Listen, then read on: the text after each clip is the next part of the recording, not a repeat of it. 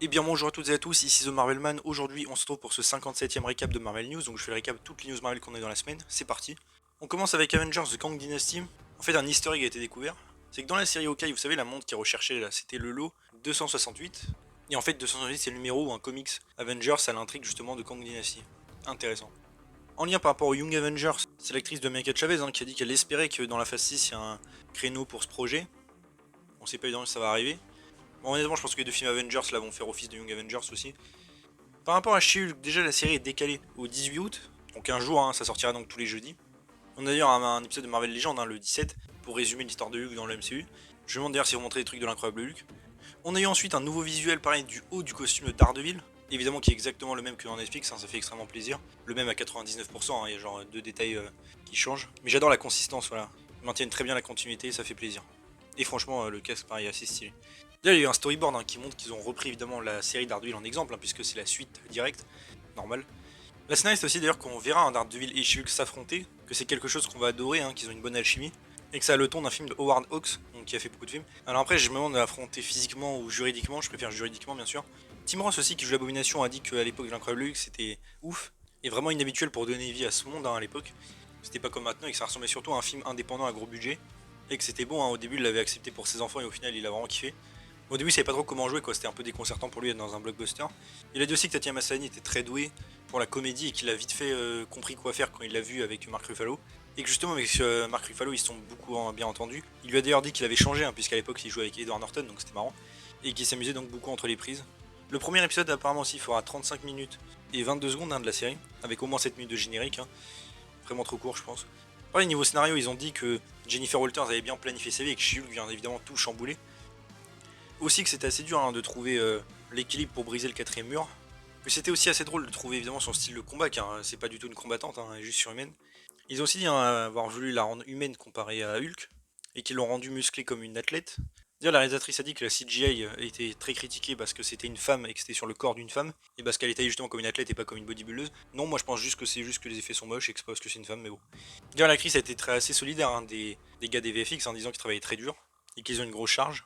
Aussi, actrice Jamila Jamil, qui joue Titania, a dit qu'au début elle avait un peu peur de se faire embrouiller par les fans de Marvel, pour son personnage, pour son look et tout, et qu'ils avaient une mauvaise réputation en ligne, ce que je peux comprendre, mais qu'au final, non, justement, elle s'est pas du tout fait embrouiller et tout, donc tant mieux. Et donc elle est contente. Apparemment aussi, Titania, qui est la méchante principale, je rappelle, apparaîtra dans l'épisode 1 et 5, de sûr, après, logiquement elle devrait être dans plus d'épisodes, mais en tout cas le 1 et 5 sûr.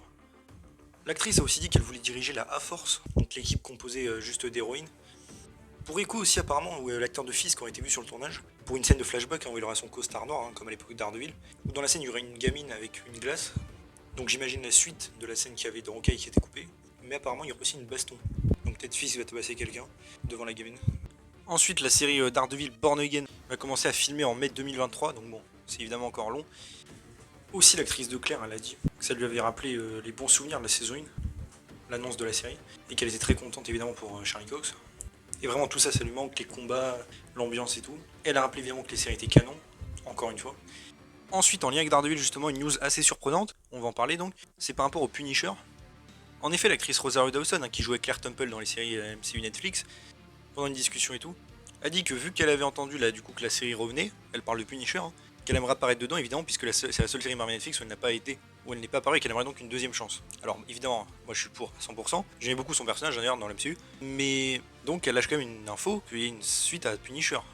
Donc j'imagine une saison 3 un peu comme Daredevil et en vrai une saison 4 déguisée, un revival quoi. Alors bon évidemment tout ça, ça m'a hypé évidemment, mais ensuite l'actrice a précisé sur Twitter qu'elle n'était pas fiable et qu'elle avait répété ce qu'un fan lui avait dit. Alors honnêtement, du coup, je sais pas trop quoi croire. Est-ce qu'elle a fait une boulette hier soir et du coup on lui a dit de se rattraper et voilà? Possible. Est-ce que l'actrice a vraiment discuté avec des fans et c'est des fans qui ont le dit? Très possible aussi. Donc franchement, je ne sais pas. Je veux dire, on sait que le Punisher va revenir dans plusieurs projets, maintenant plein de liqueurs le disent et tout, mais il parlait pas dans son propre projet. Donc est-ce que. Bon.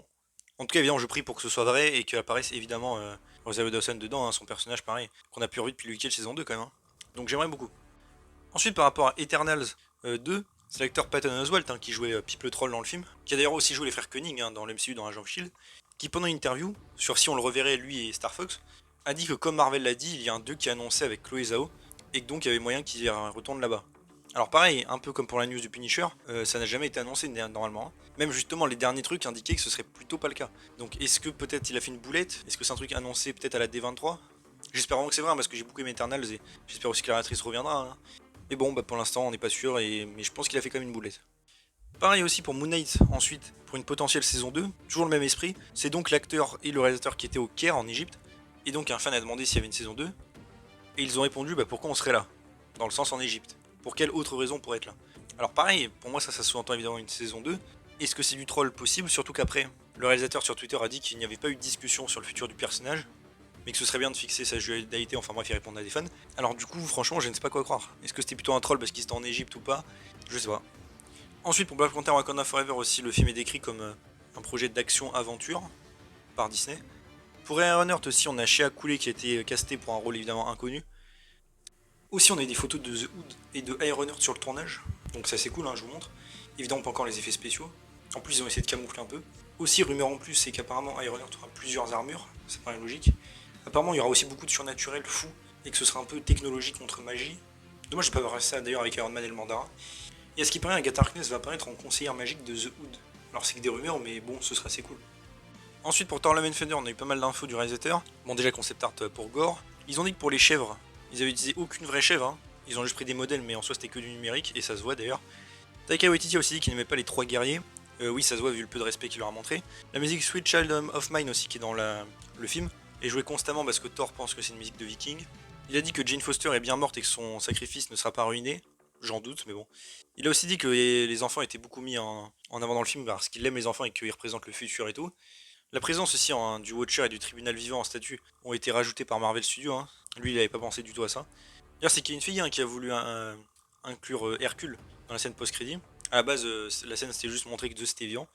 Et d'ailleurs, Taika Waititi a dit que pour lui ça n'avait pas de sens, qui est Hercule, qu'il connaissait même pas le perso, et que ça ouvre un nouveau truc dont il ne fera pas partie. Alors ça c'est assez intéressant, parce que soit ça veut dire que Hercule a son propre spin-off, c'est ce qui semble être le cas, et qui sera pas impliqué, et tant mieux d'ailleurs, ou alors est-ce qu'il sera dans un Thor 5, mais que du coup Taika Waititi ne sera pas impliqué, et donc il restera pas Thor 5, je sais pas. J'ai l'impression que ça va être plutôt un spin-off. Il a dit aussi qu'il y avait beaucoup plus de dialogue sur les orgies, mais ça a évidemment été coupé. Les scènes flashback aussi avec Thor et Jane Foster, là, quand ils sont ensemble en couple, là ça a été tourné pendant les reshoots, bon ça on le savait déjà, il y avait des photos. Ils ont beaucoup aussi réécrit le scénario au fur et à mesure. Aussi que Taika Waititi était fatigué des chèvres au bout d'un moment dans la production, mais qu'au final il s'est forcé à les garder et tout. Je le comprends, hein, moi aussi j'étais très fatigué de ces chèvres. Aussi il a dit que la fille de Gore hein, dans le film s'appelait bien Love, et que pareil, Gore a toujours été censé ramener Love à la vie, ça c'était dans le scénario depuis le début. La seule chose qui s'en allait c'est comment elle naissait entre guillemets. Ils ont aussi dit que Loki n'a jamais été envisagé d'apparaître au Valhalla dans la scène post-générique, que Loki est dans son propre truc apparemment. Pour les Gardiens de la Galaxie Volume 3, James Gunn a dit qu'il ne savait même pas que son film était en phase 5, ni d'ailleurs que les anciens étaient en phase 2, phase 3. C'est vrai que Gunn n'est pas très fiable hein, quand il parle de truc en général. Il a dit aussi que le film sera beaucoup plus gros dans tous les sens du terme, c'est-à-dire plus gros émotionnellement, plus gros en termes de durée aussi, plus mature. Et aussi qu'il essaie évidemment de créer des choses différentes pour ce film aussi. On a aussi Michael Rosenbaum qui revient pour jouer Martinex, hein, qui apparaissait dans le deuxième film. Je rappelle aussi que l'acteur avait joué Lex Luthor dans la série Smallville à l'époque, ça c'est marrant. Je suis sûr que beaucoup ne savaient même pas qu'il était dans le MCU.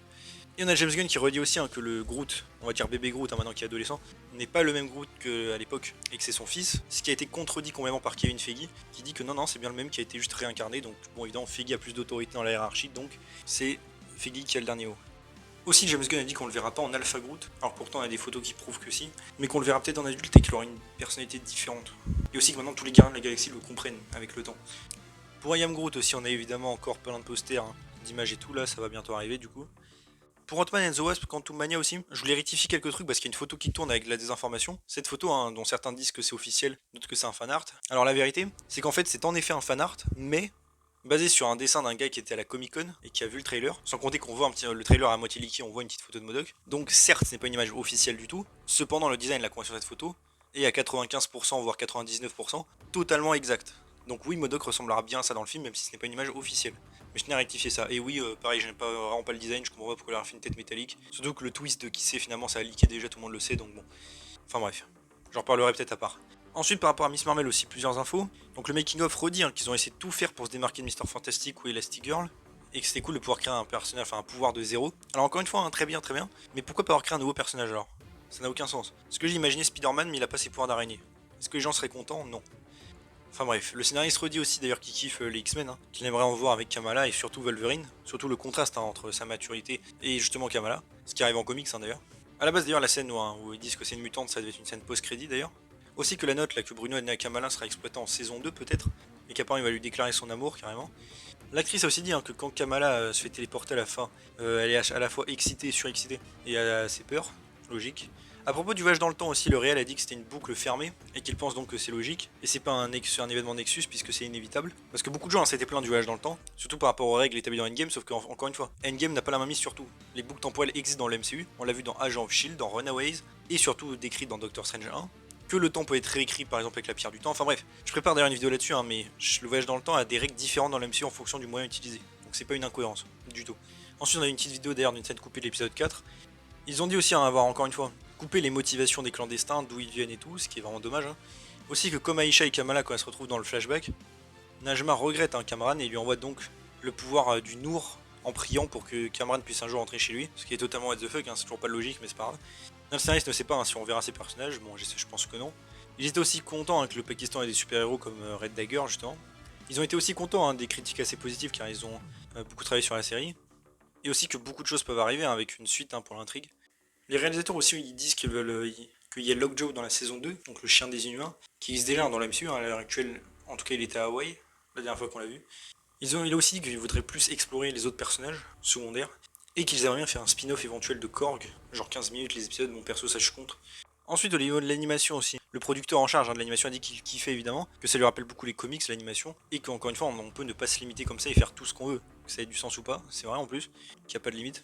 D'ailleurs, toujours en lien par rapport au même producteur, il avait fait d'ailleurs les one-shots, je rappelle un des courts-métrages qui sont canons dans le MCU, à part 2 qui sont sur Thor.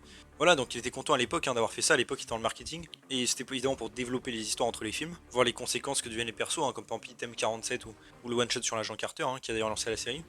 D'ailleurs, par rapport à What If saison 2, apparemment il y aura environ 25 personnages du MCU, en moyenne, ce que je trouve d'ailleurs que ça fait un petit peu pas beaucoup en fait. Peut-être il parle en 25 personnages vraiment principaux, parce que sinon c'est pas énorme. Pour Doctor Strange et Multiverse of Madness aussi, on a eu un storyboard de la scène où Wanda devait montrer la tête de Mordo coupée à Strange, avec un martage, assez cool. D'ailleurs un easter egg a été découvert, en fait on peut voir pendant le mariage de Christine Palmer en fait l'appartement de Daredevil dans la MCU. C'est exactement son immeuble à côté, enfin bref. Donc assez cool, enfin c'est un lien direct on va dire.